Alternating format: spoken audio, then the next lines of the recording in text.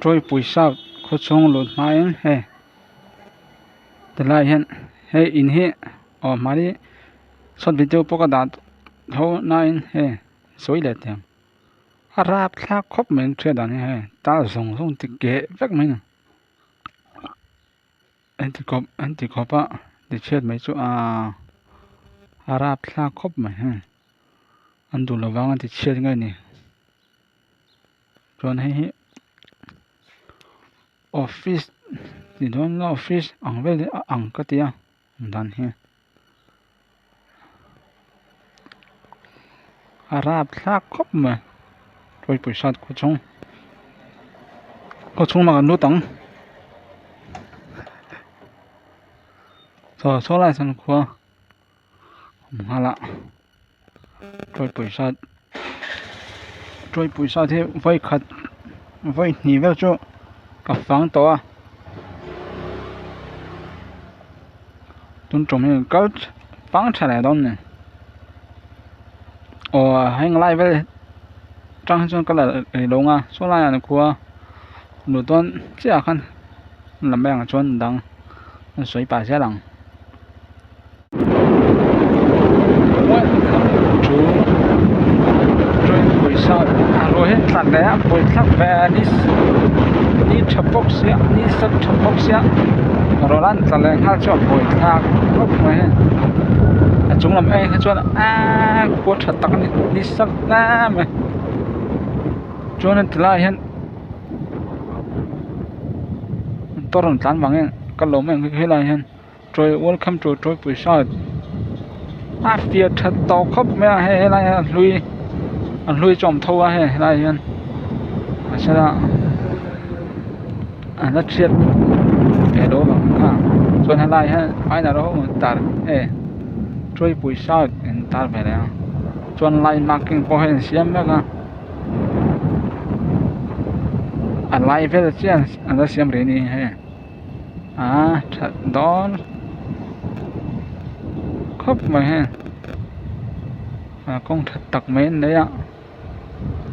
là cho line marking được bao ha quá tao mấy ạ rồi hôm nào cho mỗi video là vậy cho anh mệt nó sao vả luôn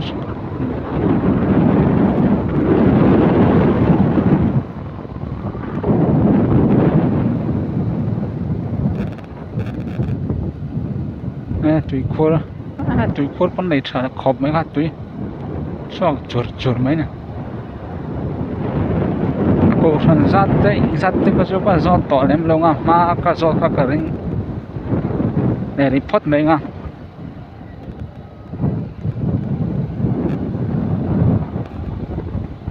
cho nên thì lắm bằng hay chặt lắm bằng hết thì chẳng chúng lắm bằng dọc hết dọc con người hay lắm bằng ý là ông về nuốt mấy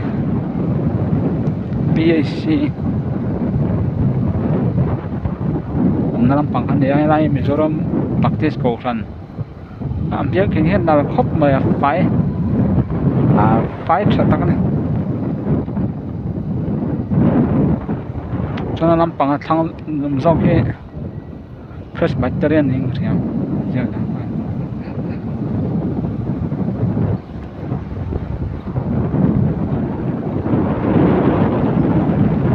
đi sát thật nên thật nên mà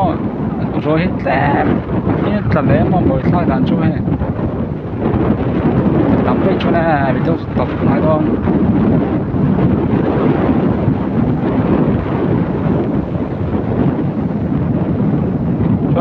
rồi buổi sáng thì có đúng là say khóc mày ạ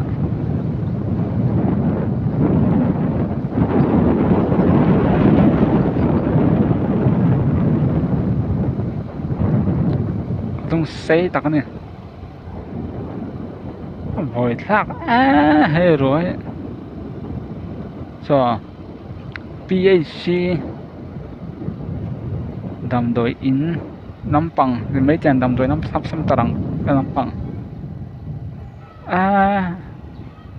cả công số n là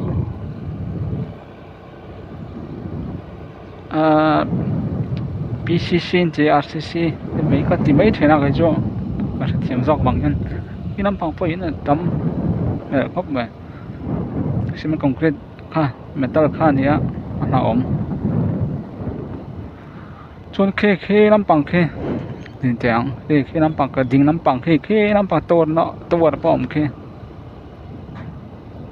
khe năm bằng khe ma khan cái lại khan cái thằng to lâu à đi năm to lâu một cái tiếng và do cái thằng lâu cái nia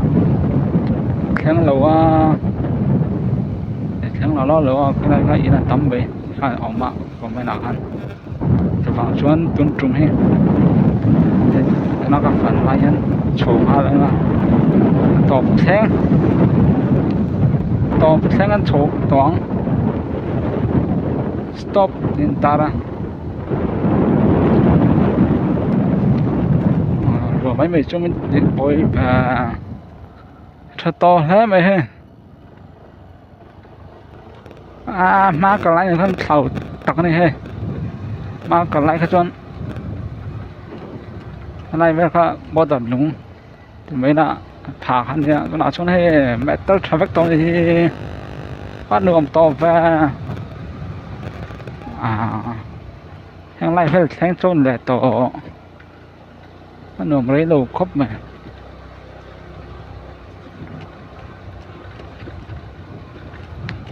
với hiện ní sấy thỉnh nhiều đấy à zone ní sòng bali in rin ní sang ní sòng ní bằng à cho nên đã sòng bali để chân về đi à này lại vào chỗ khó đâu với cái này chiến lộng cement ăn thì chỗ rồi số hết chọn xem ma đủ tụ cả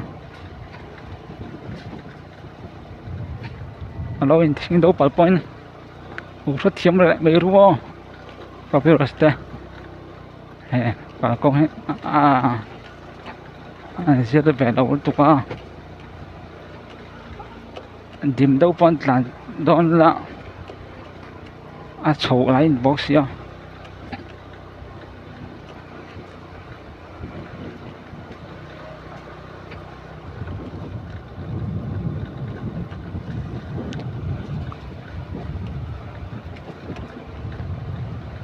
nã lắm niệm nó chụp vào thế lão trình khóc mấy chuyện he nã đủ khóc mấy mò tại em tìm mình tiếng khác cái pay cho nó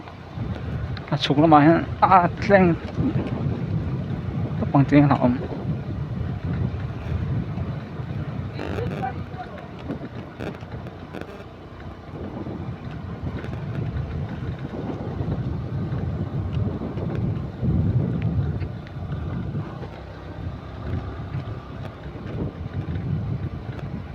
chân má cái lá cái nó phủ lỗ khóc mấy mình thi cái này á ôi lại tắc hi mình thi cái này xin để lại video qua vào cái chỗ thằng khác ống tắc này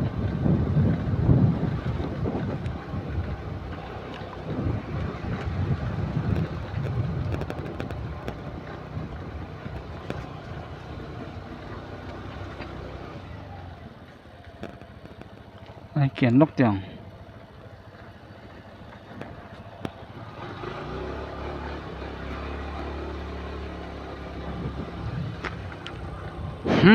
rain có cái hạt lệ rồi hết là bang là lệ thì khá là ống rồi nga rain có bóp phèn bóp chắc ống tổ luôn he ốp đầu point tuột sam tổ men cái thì tổ men phèn là rồi là lệ thì khăn làm bằng mà chụp thấy ra thì anh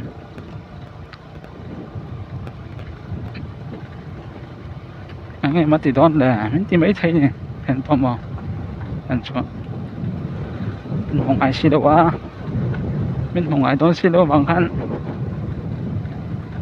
các vlog bạn nè hay là mình to phiệt nó vợ ông về nôn được không anh nãy đủ khóc mấy mất tiền ha mà còn lại cái chuyện này lại thêm cái là nằm bằng chỗ cái đấy ru cái chuyện trong trái nó mệt thật là tăng về à cái ông ấy đâu thì sống đâu thì ha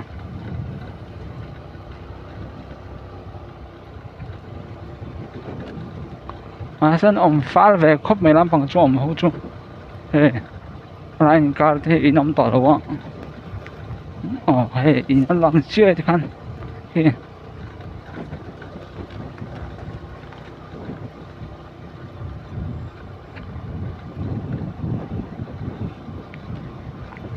nuông hell này làm bằng ha nuông hell khóc mà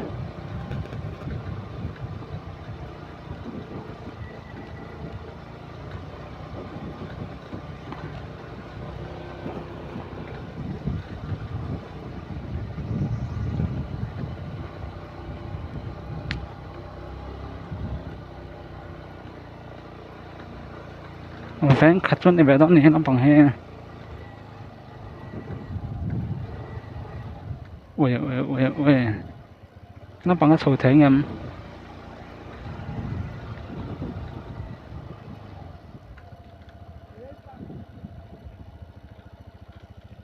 cái nó bằng cái việc nó bằng cái sầu này đó cái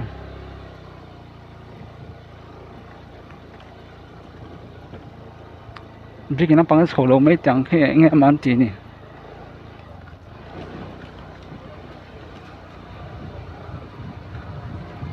thì nó bằng dọc hay mà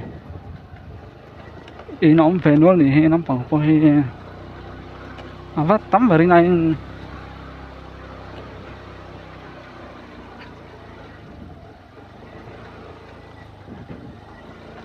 rất lông nghe nó bằng không mà nó bằng cái em veng nghe harmon veng mo cái kia châu thì em cái nó bằng kia châu viêu em cái nó bằng kia châu viêu em châu thế em anh nói em anh nói bắt lộn không khi là thằng kia châu thế mình làm mấy không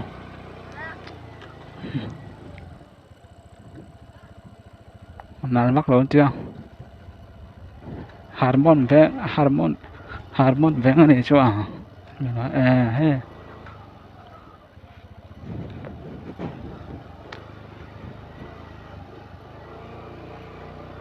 sầu vẽ tập nữa không sầu xa đây về xem nào viêu đâu thì bọc xỉ sẽ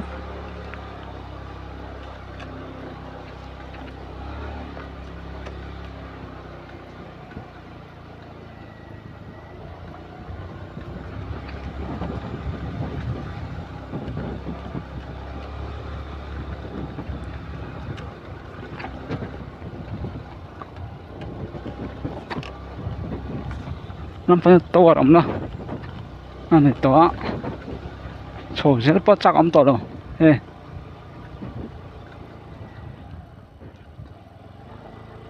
anh lại chuỗi anh ngọc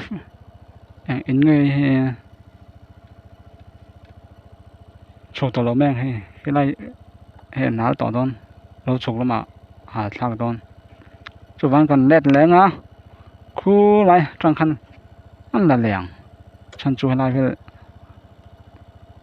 chú còn số là mà để vét thổi thâu chụp là mà chọn thang đón nó tụt em bỏ sẽ ẩm đón cho bằng chuan lại về trang khăn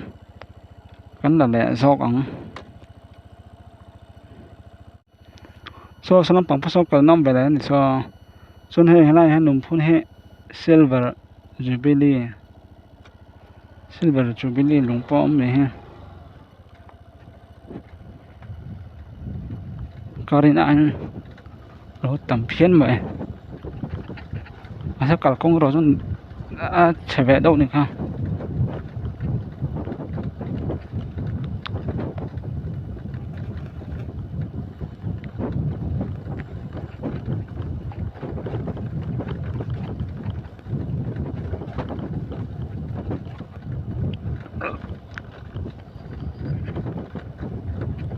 cần nó được qua thui khóc mà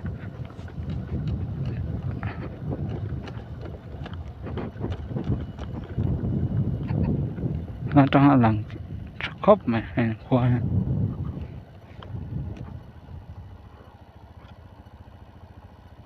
anh chia tay là không à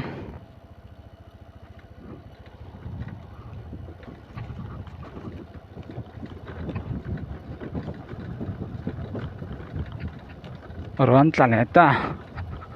นี่ชัดนั่นอ๋อยังทำไม่ถึงน้ำบ่อยเท่ากันนะ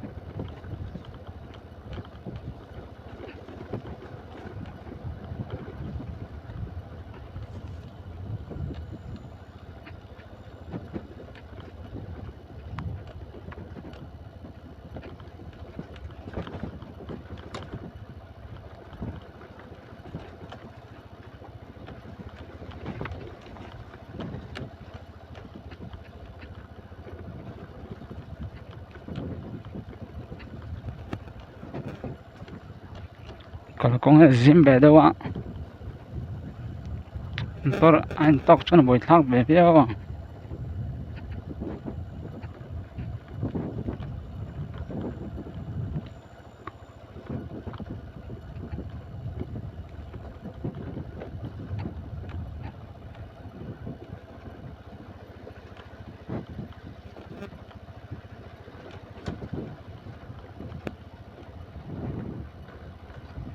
cái lại in riêng khi private in cái này thôi nè thác ngót tầng hay chỗ nó chỗ không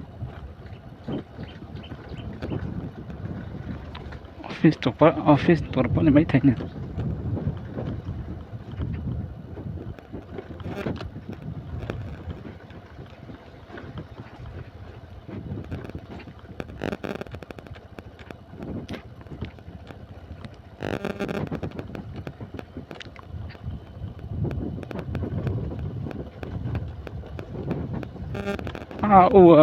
làm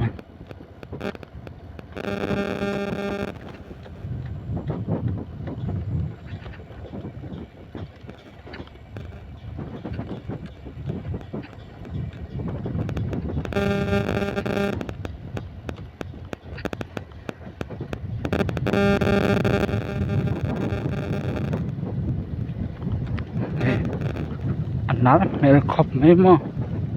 tiền anh hay chưa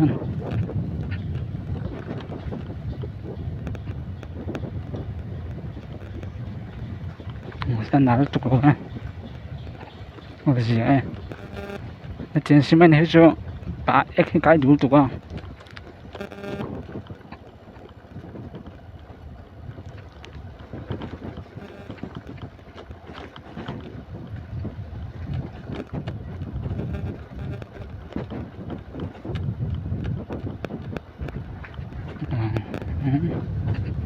anh thọc lại mấy cái này bọn anh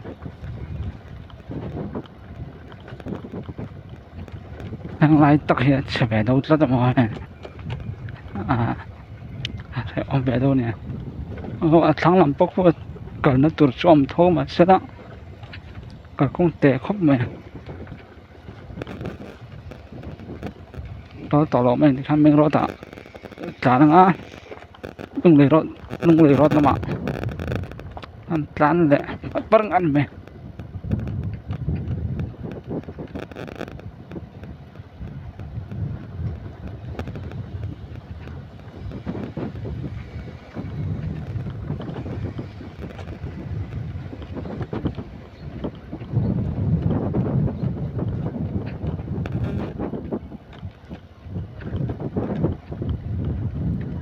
ở công厂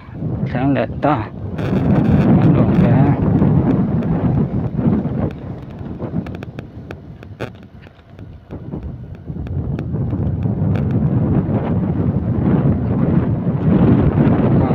có từng xây tắc mấy nhá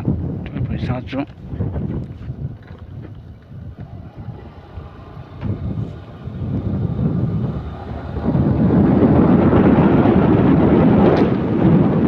số lại có bạc đầu lăng á sau thì mua chén sau thì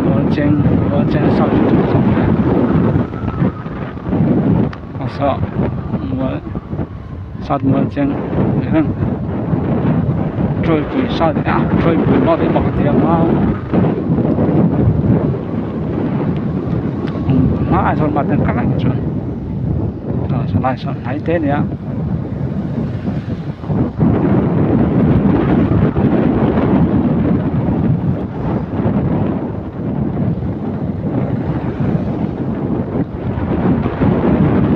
tan chặt mông đi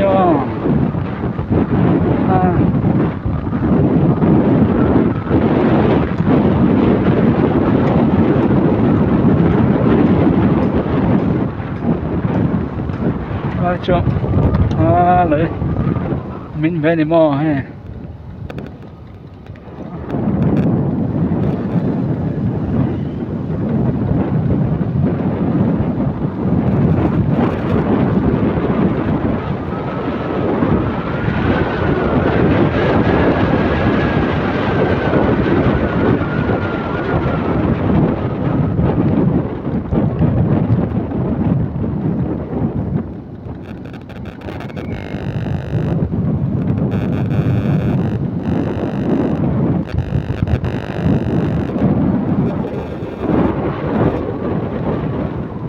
tôi cho xe la tập tèo luôn mấy lại lại thằng ông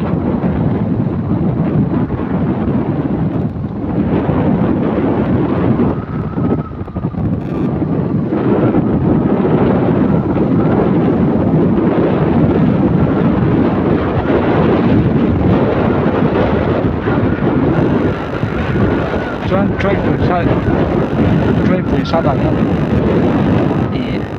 ，hotel hết tắm khóc đấy ạ, ai do lắm cơ te đúng người lắm, thiên do lắm bằng thì có cho ít chuyện nào, tám bốn như thế mà, tắm khóc mấy đây hotel hết, để lại có hotel. Vani Hotel này về tòa này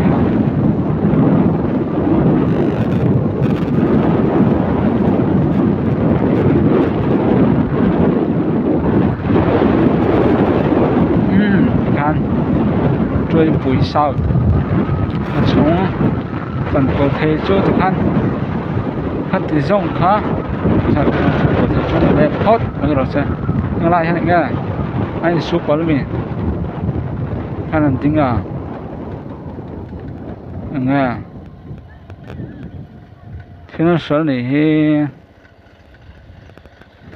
ta đầu tiên là ngon